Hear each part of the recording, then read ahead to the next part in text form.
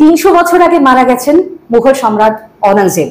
Bollywood film ছাওয়া release করার পর থেকে সেই औरंगजेबের কবর সরানোর দাবিতে ফের সরব হয়েছে হিন্দুত্ববাদী কয়েকটি সংগঠন এবং তাকে কেন্দ্র করে মহারাষ্ট্রের নাগপুরে সাম্প্রদায়িক উত্তেজনা দেখা দেয়। আর তার পাশাপাশি রামনবমীর মিছিলকে কেন্দ্র করে সাম্প্রদায়িক উত্তেজনা দেখা দিতে পারে আমাদের রাজ্যে, এই আশঙ্কা। একজন রাষ্ট্রবিজ্ঞানী কিভাবে দুটো বিষয়কে পাশাপাশি দেখেন এটা জেনে নেবার জন্য আজকে এসেছি Centre for Studies in Social সায়েন্সেসে অধ্যাপক মইদুল ইসলামের কাছে। সিনেমাকে কেন্দ্র করে আমাদের দেশে বিগত কয়েক বছরে অনেক ধরনেরই রাজনৈতিক মানে টানাপোড়েন এবং রাজনৈতিক তরজা চলছে এবং সেই নিয়ে আপনার সিনেমার উপর ভিত্তি করে আপনার একটা পলিটিক্যাল মোবিলাইজেশন সেগুলো ঘটেছে। এর আগে আমরা পদ্মাবত দেখেছি। আপনি যদি গত 10-15 বছরের যদি সিনেমা দেখেন, বিশেষ করে 2014 পর থেকে যখন নরেন্দ্র মোদী ভারতবর্ষের প্রধানমন্ত্রী হন, মুঘল সমস্ত রাজা মহারাজা কিংবা মুঘল সম্রাটরা কিংবা তার আগে আপনার যদি সুলতানেট পিরিয়ডে জমানের যে সম্রাটরা ছিল, তাদেরকে একটা বাইরের দেশের একটা আগ্রাসী ইনভেডার হিসেবে তাদেরকে তুলে ধরা হচ্ছে এবং তারা ভারতীয় সংস্কৃতির তারা অংশ নয়, মানে তারা বাইরে থেকে এসছে। এবং এইটা শিবাজি হচ্ছে তার একটা প্রথম স্বাধীনতা যুদ্ধের এক ধরনের সৈনিক, এই হিসেবেই প্রচার করা। কিন্তু পদ্মাবতের ক্ষেত্রে একই জিনিস দেখানো হয়েছিল, যদিও সে আলাউদ্দিন খিলজির সময় একদম বাইরে থেকে আসা একজন আগ্রাসী এবং অত্যন্ত মানে খারাপ তাকে একটা ভাবে দেখানো যে তার মধ্যে কোনো মনুষ্যত্ব নেই, তার মধ্যে শুধু ক্রূরতা আছে, যেভাবে औरंगजेबকে একই জিনিস ভাবে দেখানো হচ্ছে। এখন এটা তো সত্যি যে আপনি তুর্কি আমলের রাজা মহারাজা বলুন কিংবা মোগল আমলের যে রাজা মহারাজা বলুন, তাদের তো সমাধিস্থল তো সব এখানেই এবং তারা তো ভারতবর্ষ ছেড়ে তারা তো অন্য জায়গায় ফিরে যাননি। औरंगजेबের জন্মও এখানে, মৃত্যুও এখানে। এক্স্যাক্টলি, আমি বলছি অনেক মোগল সম্রাটের ক্ষেত্রেও তো একই জিনিস, হুমায়ুনেরও তার পূর্বপুরুষ হুমায়ুনের ক্ষেত্রে। ফলে আমাদের তো সেইটা নিয়ে তো কোনো নতুন জিনিস, কিন্তু সিনেমাটাকে একেবারে সত্য বলে ধরে নেওয়া এবং সিনেমাটা যদিও বারবার প্রথমে সিনেমা দেখানোর আগে বলা হচ্ছে যে এইটা একেবারে প্রত্যক্ষ ইতিহাস ধর্মী একটা সিনেমা হলেও ইতিহাসটাকে পুঙ্খানুপুঙ্খভাবে এখানে দেখানো তার উদ্দেশ্য নয়।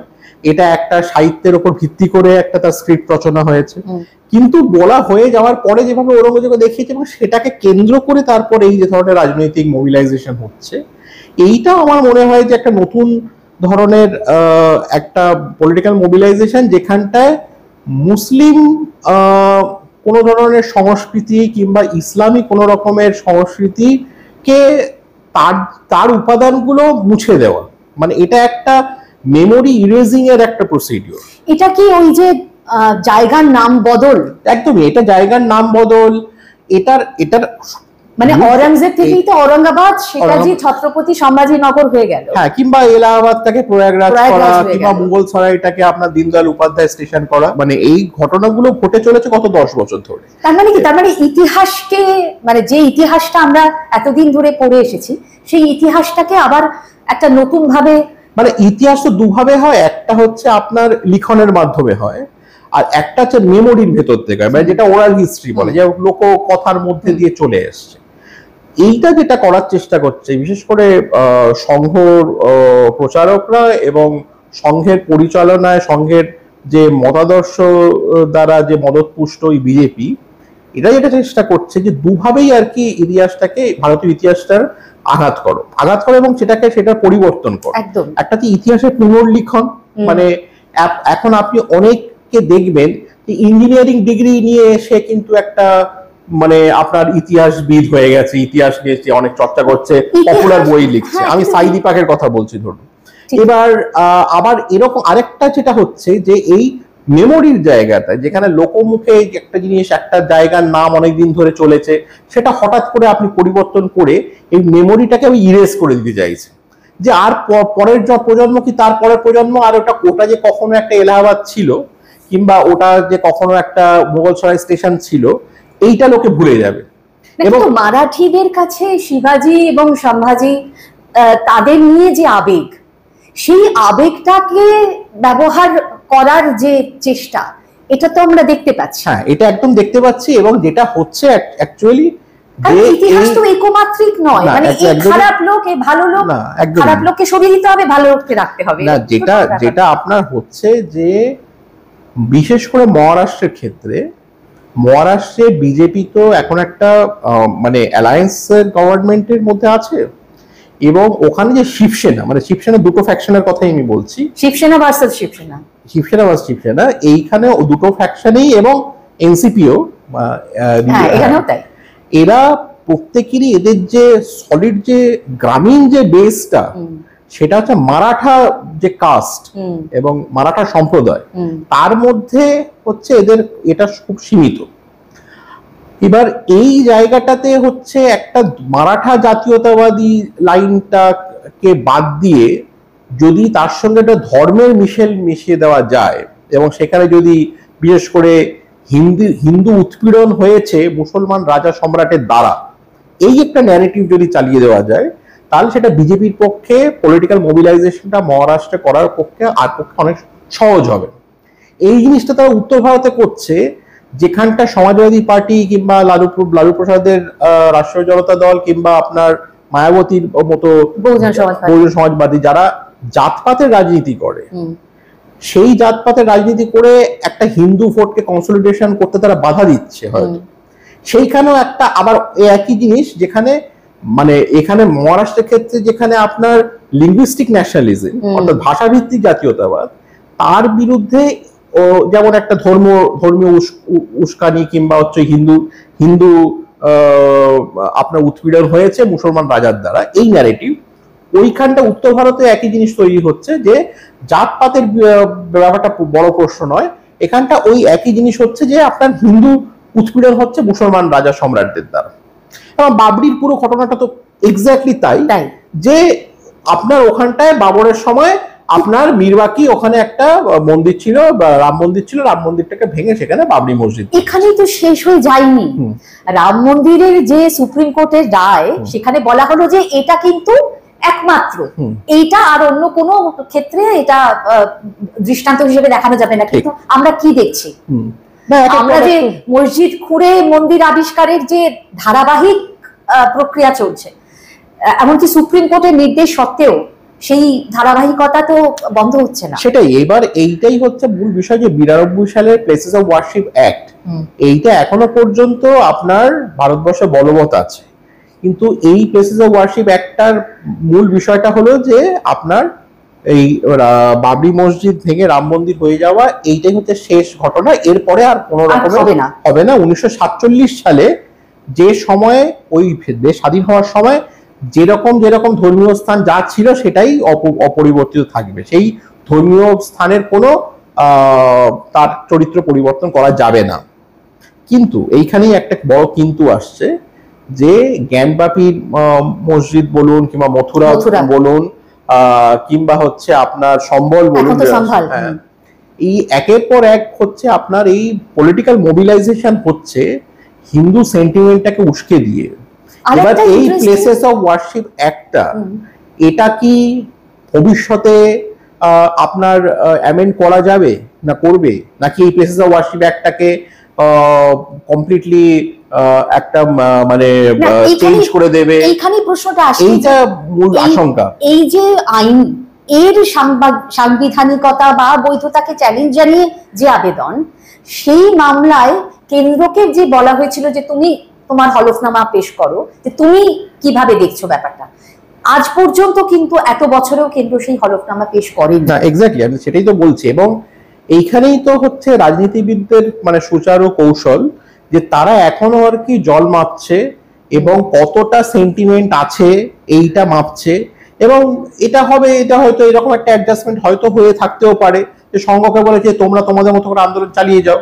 এইটাই তো বাবরির ক্ষেত্রে হয়েছিল, যে দর্শক ভিএইচপি সংঘের অন্যান্য শাখা প্রশাখারা তারা বিভিন্ন ধরনের এইসব বা রাম মন্দিরের নিয়ে আন্দোলন করলো, করতে করতে আস্তে আস্তে আস্তে আস্তে এমন ব্যাপারটা ফ্লেয়ার আপ করলো যেখানে সরকারকে বাধ্য হতে হলো তাদের ডিমান্ডটা মেনে নিতে। ঠিকই, মানে এই অরঙ্গজেবের কবর সরানোর দাবি এটা কিন্তু অনেক দিন ধরে এই দাবি বারবার উঠেছে।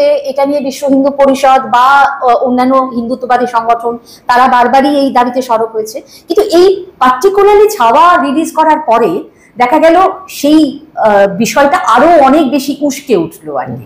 তো এই জায়গাটাকে রেখেই যদি আমি আমাদের রাজ্যে আসি, আমরা এত বছর ধরে এই রাজ্যে বাস করছি, রামনবমী এসেছে গেছে, রামনবমীকে কেন্দ্র করে কখনো আমাদের মনে হয়নি যে কোনোদিন কোনো সাম্প্রদায়িক উত্তেজনা তৈরি হতে পারে বা সেই মিছিল নিয়ে এত আদালতে যেতে হতে পারে।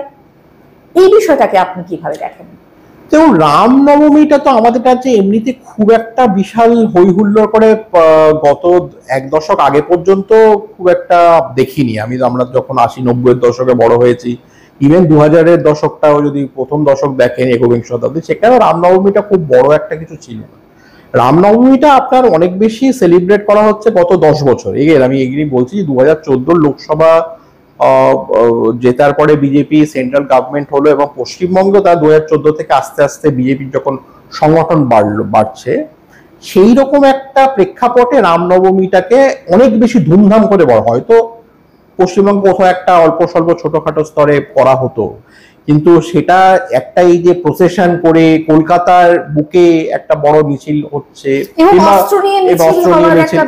এই জিনিসটা হয়তো তেমন ভাবে আমরা তো আগে কখনো দেখতাম না। পশ্চিমবঙ্গে আপনার তো মূলত মানে দেবীদের এখানে পীঠস্থান, মানে এখানে দুর্গা, কালী, সরস্বতী, মানে দুর্গা, কালী, লক্ষ্মী, মনসা, তাদের বেশি পূজনীয় করা। এখানে যে উত্তেজনা, যেমন ধরুন নাগপুরেও যে সাম্প্রদায়িক অশান্তিটা হলো, সেটার পিছনে কিন্তু ছিল একটা গুজব যে কলমা পোড়ানো হয়েছে অরঙ্গজেবের কুশপুতুলের সঙ্গে।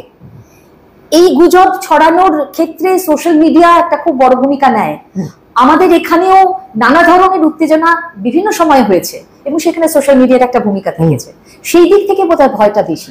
এক্স্যাক্টলি। এবার আমি এটাই বলছি যে এটাও ঠিক যে গত 10 বছরে সোশ্যাল মিডিয়ার যে ভূমিকাটাও আস্তে আস্তে বাড়ছে এবং বিশেষ করে ফেক নিউজ, এবং এই যে গত কয়েক বছর আগে আপনার মনে থাকবে আমাদের অমিত শাহ বলেছিলেন যে আপনি যে কোনো নিউজই আপনি যদি হয় সেটা ফেক হোক, রিয়াল হোক, যাই হোক, আমরা সেটাকে ভাইরাল করে দেওয়ার মতো আমাদের ক্যাপাসিটি আছে, অর্থাৎ তাদের কাছে সেই ইকোসিস্টেমটা আছে যেটাতে যে কোনো নিউজকে ভাইরাল করে দিতে পারে। এবং যে কোনো সাম্প্রদায়িক ঘটনা সবসময় গুজবের উপর ভিত্তি করেই হয়, এটা আজকের বিষয় না। 1920-এর দশক থেকে যদি সাম্প্রদায়িক ঘটনার যদি আপনি ইতিহাস দেখেন, যে গুজবের ভিত্তি করে সাম্প্রদায়িক মানে দাঙ্গা হয়। দেখবেন মেইনস্ট্রিম মিডিয়া সাধারণত কোনো সাম্প্রদায়িক উত্তেজনার ক্ষেত্রে মেইনস্ট্রিম মিডিয়া কিন্তু অনেক সংযত থাকে, চট করে সেই খবরগুলো দেয় না, কিন্তু আপনি তো সোশ্যাল মিডিয়াকে এবং সোশ্যাল মিডিয়াকে আপনার মডারেশন নেই, সেটা আপনি কন্ট্রোল করতে পারছেন না, যার ফলে এটা হচ্ছে। এবার এটাও ঠিক যে এটা তো একটা মানে সংঘবদ্ধভাবে এটা করানো হচ্ছে, মানে এটা তো খুব স্পন্টেনিয়াসলি কিছু ঘটছে ব্যাপারটা এরকমটা নয়, এটা একটা কমপ্লিটলি প্ল্যান্ড ওয়েতে অর্গানাইজ করা হচ্ছে। এবার আপনি দেখবেন যে 2013 সাল থেকে আপনি যদি দেখেন, ছোট ছোট কমিউনাল রাইটের উপর ভিত্তি করে কিন্তু বিজেপি আপনার বিভিন্ন রাজ্যে বেড়ে উঠেছে। এটা পশ্চিমবঙ্গে একভাবে হয়েছে, আসামে একভাবে হয়েছে, মুজফফরনগর দাঙ্গা ধরে ইউপিতে একভাবে হয়েছে। ফলে আপনার এই যে লো স্কেল কমিউনাল রাইটস, মানে এটা আপনি হয়তো খুব বড় স্কেলে আপনার গুজরাটের মতো এখন দাঙ্গা হয়তো হবে না, কিংবা খুব বড় স্কেলে ওই আপনার যখন বম্বে যেরকম রাইট হয়েছিল জানুয়ারি মাসে 1993 সালে, ওই রকম হয়তো এখন হবে না। এখন ওই স্পটে আপনার কিছু কিছু স্লো স্কেল কমিউনাল ভায়োলেন্স, এইটার ফলে কিন্তু দেখা যাচ্ছে যে যেখানে যেখানে আপনার রাইট হচ্ছে, বিজেপির সাংগঠনিকভাবে এবং ভোটের পার্সেন্টেজ তাদের বাড়ছে। তারা সেইটা জিতুক কি হারুক সেটা বড় প্রশ্ন না, কিন্তু তাদের সংগঠনভাবে তারা বাড়ছে। এবং এটা রাষ্ট্রবিজ্ঞানে যারা ভারতীয় রাজনীতি নিয়ে চর্চা করেন তারাও বহু বছর ধরে দেখিয়েছেন যে extremism always played richer electoral dividends than moderation. অর্থাৎ কট্টরপন্থী লাইন, কট্টর হিন্দুত্ববাদী লাইন যদি বিজেপি নেয় এবং একটা ন্যারেটিভ যদি আপনার আগ্রাসী হিন্দুত্ববাদের ন্যারেটিভ তৈরি করতে পারে, এবং তার সঙ্গে যদি আপনার এই ছোট ছোট এই কমিউনাল রাইট দাঙ্গা যদি হয়, তাহলে সেখানে বিজেপি আপনার ভোটের ময়দানে তারা অনেক বেশি সুবিধা পায়, তাদের অনেক বেশি লাভ হয় তাদের মডারেশনের লাইনের থেকে। ঠিকই, কিন্তু এখানে আমাদের মানে ভারতের বিশেষ করে হয়তো তাদের এইটা একটা স্কিম আছে আগামী দিনে, সেই স্কিমটা সাকসেসফুল হবে কিনা আমরা জানি না। সেটা অনেকটা নির্ভর করছে আপনার পশ্চিমবঙ্গের যে অন্যান্য যে রাজনৈতিক দল আছে। এটা শুধু আপনার মানে পশ্চিমবঙ্গের যিনি যারা এখন ক্ষমতায় আছেন তা সেই দলের কথাই শুধু আমি বলছি না, মানে এখানে লেফট এবং কংগ্রেসের একটা ভূমিকা আছে, যতটাই তাদের সীমিত শক্তি থাকুক, যে এই ধরনের ন্যারেটিভটাকে তারা জনসমক্ষে কতটা সেটাকে তারা কাউন্টার করতে পারে। অন্য কোনো মানে শিক্ষা, স্বাস্থ্য, বেকারত্ব, এই যে ইস্যুগুলো, হ্যাঁ, নারী সুরক্ষা, হ্যাঁ, এই যে ইস্যুগুলো আপনার একেবারে চাষিদের যে সমস্ত সমস্যা, গ্রামের অন্যান্য সমস্যা, ইনফ্রাস্ট্রাকচারের সমস্যা, এই ধরনের যে আপনার রুজি ইনফ্রাস্ট্রাকচারের সমস্যাগুলো, সেই রাস্তাঘাটের অবস্থা, এই জিনিসগুলোকে নিয়ে যদি অনেক বেশি ক্যাম্পেন হয় এবং পলিটিক্যালি যদি এই ইস্যুগুলোকে যদি আপনি ভোটের ইস্যু করতে পারেন, এটা শুধু আপনার কিন্তু সরকারি দলের বিষয় নয়, এবং সরকার এখানে কিন্তু বাম এবং কংগ্রেস যারা অন্য অপোজিশন পার্টি, কিন্তু তাদেরও একটা বড় ভূমিকা আছে কিন্তু এই ন্যারেটিভটাকে চেঞ্জ করার, এবং মিডিয়ারও কিন্তু একটা বড় রোল, মিডিয়ার বড় ভূমিকা আছে। কিন্তু যেটা আমরা কি দেখছি দুঃখের সঙ্গে যেটা বলতে পারছো যে একটা সেকশন অফ মিডিয়া এখন পশ্চিমবঙ্গে বিরাজমান, যারা কয়েক বছর আগে তারা ছিল না, কিন্তু তারা এখন অনেক বেশি একটা কট্টর হিন্দুত্ববাদী লাইন নিয়ে নিয়েছে, এবং তাদের নিউজ আউটলেটে অনেক সময় মানে ফেক নিউজ প্রচার করা হচ্ছে। এই ধরনের অভিযোগ অন্তত এসছে, সত্যি মিথ্যা জানি, কিন্তু এই ধরনের অভিযোগ এসছে, মানে মিসইনফরমেশন, ডিসইনফরমেশন, এই জায়গাগুলো মানে যথেচ্ছভাবে হচ্ছে। তার পাশাপাশি যারা ওইটার মধ্যে নেই, তারাও এই যে ধরুন বিরোধী দলনেতা বিধানসভায় কোন সম্প্রদায়কে কি বললেন এবং তার কাউন্টারে আর সেই সম্প্রদায়ের আরেকজন নেতা কি বললেন, সারাদিন ধরে আপনি কিন্তু ওই একটা বিষয়ের মধ্যে আটকে থাকবেন। আমার এখানে পশ্চিমবঙ্গের বিজেপি নিয়ে একটা আমার অবজারভেশন আছে, সেটা হলো যে এক হচ্ছে যে পশ্চিমবঙ্গের বিজেপিটা কিন্তু আপনি মধ্যপ্রদেশ কিংবা রাজস্থান কিংবা আপনার উত্তরপ্রদেশের কিংবা গুজরাটের বিজেপির থেকে অনেকটা আলাদা। এই জন্যই কারণ ওইসব রাজ্যগুলো থেকে আপনি যারা বিজেপিটা করে তারা দীর্ঘ সময় ধরে কিন্তু সংঘ প্রচারক ছিল কিংবা আরএসএস এর সঙ্গে যুক্ত ছিল, কিংবা বিজেপির বিভিন্ন আপনার যে গণসংগঠন ছিল সেই সব সংগঠন রাজনীতি করে তারা বড় নেতা হয়েছে। পশ্চিমবঙ্গের বিজেপিটা কিন্তু একটা খিচুড়ি কাইন্ড অফ বিজেপি। এই খিচুড়ি বিজেপিটা এই জন্য কারণ ধরুন আপনি পশ্চিমবঙ্গে তো এমনি হাওয়া থেকে উঠবে না, আপনার অন্য দল থেকে তাদের ভাঙিয়ে আনতে হবে, তবে বিজেপি এখানে বাড়তে পারে। সেটাই পশ্চিমবঙ্গে এখানে হয়েছে। এখানে সংঘের খুব বড় সংগঠন কখনো ছিল না, ফলে আপনি পশ্চিমবঙ্গে রাতারাতি বিজেপিটাকে যদি বাড়াতে হয় তাহলে আপনার লেফট থেকে এবং তৃণমূল থেকে কিংবা কংগ্রেস থেকে আপনার লোক আনতে হবে, এবং এটাই আপনি এখন দেখছেন। ফলে এই অথেন্টিক বিজেপি ভার্সেস এই নব্য বিজেপি, নব্য বিজেপিদের যেহেতু তারা নতুন নতুন বিজেপিতে তারা এসছে, তাদের অনেক বেশি তাগিদ যে তাদেরকে নিজেদেরকে যত বেশি করে হিন্দুত্ববাদী করে জাহির কর, এইটা একটা সমস্যা। এবং এই যে নব্য বিজেপি এবং পুরাতন বিজেপি, এদের দলের মধ্যে একটা এই একই ফ্যাকশনালিজমটাও আছে। এবং তার সঙ্গে আপনি দেখবেন যে পশ্চিমবঙ্গের বিজেপির সঙ্গে আরএসএস এর কোঅর্ডিনেশনটা অত ভালো নয়। পশ্চিমবঙ্গের বিজেপি অনেক বেশি মোদী এবং অমিত শাহ তাদের দ্বারা নিয়ন্ত্রিত। আপনার কি মনে হয় যে যেটা বলা হয় যে রাজ্যের শাসক দল এবং বিজেপি আরএসএস এর মধ্যে একটা বোঝাপড়া আছে, অনেকেই সেটা বিশ্বাস করেন, অনেকে বিশ্বাস করেন না, কিন্তু আপনার কি মনে হয় যে? আমার মনে হয় না যে তৃণমূলের সঙ্গে এখানে বিজেপির কোনো বোঝাপড়া আছে, মানে আরজি করের ঘটনার পরেও। হ্যাঁ, আমার মনে হয় বিজেপির কোনো বোঝাপড়া তৃণমূলের সঙ্গে আছে। তার কারণ হলো যে মূল বিষয় হলো যে আপনার তৃণমূল যদি আজকে এখান থেকে যায় তাহলে কেই সরকারে আসবে? আপনার তো এখানে বিজেপি হচ্ছে সব থেকে বড় আপনার এখন অপোজিশন পার্টি, কিন্তু সাংগঠনিকভাবে এখনো তারা সাংগঠনিকভাবে এটা দুর্বল, সেটাকে আমি অস্বীকার করছি না। কিন্তু আমি মূল বিষয়টা হচ্ছে যে এই বোঝাপড়াটা করে মানে বিজেপির লাভটা কি? পশ্চিমবঙ্গে এখনো উত্তর ভারতীয় কিংবা পশ্চিম ভারতীয় যে রাজনৈতিক সংস্কৃতি, যেখানে আরএসএস বিজেপির প্রভাবটা অনেক বেশি উত্তর ভারত এবং পশ্চিম ভারতে, সেইটা এখনো পর্যন্ত এখানে সেরকম হয়নি। এখানে একটা ধরনের বাঙালি জাতীয়তাবাদী রাজনীতির যেমন একটা আমরা মানে প্রভাব দেখতে পাচ্ছি, এবং যেটা উত্তরোত্তর তৃণমূলের মধ্যে সেটা বাড়ছে। 2026 সালের নির্বাচনে তৃণমূল বলছে বাঙালিয়ানাকে কেন্দ্র করে তারা রাজনীতি করবে। আবার তার সঙ্গে একটা আমি বলবো, এটা একটা তৃণমূল একটা লোকপ্রিয় ধর্মনিরপেক্ষতা, লোকপ্রিয় সেকুলারিজম, যেখানটা আপনি দেখবেন যে মানে এই যে পুজো আর্চা এবং ক্লাব কালচার করে তো তৃণমূলের নেতাদের বড় হওয়া, আর বামপন্থীরা কিন্তু পুজো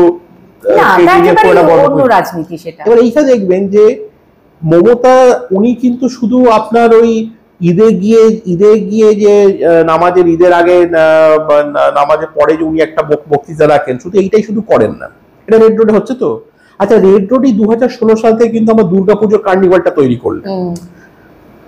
আচ্ছা, মুয়াজ্জিন এবং ইমামদের উনি ভাতা দিচ্ছিলেন, তখন লোকে সমালোচনা করলো। এটাকে ব্যালেন্স করার জন্য উনি আবার এখন পুরোহিতদের ভাতাও দিতে শুরু করেছেন।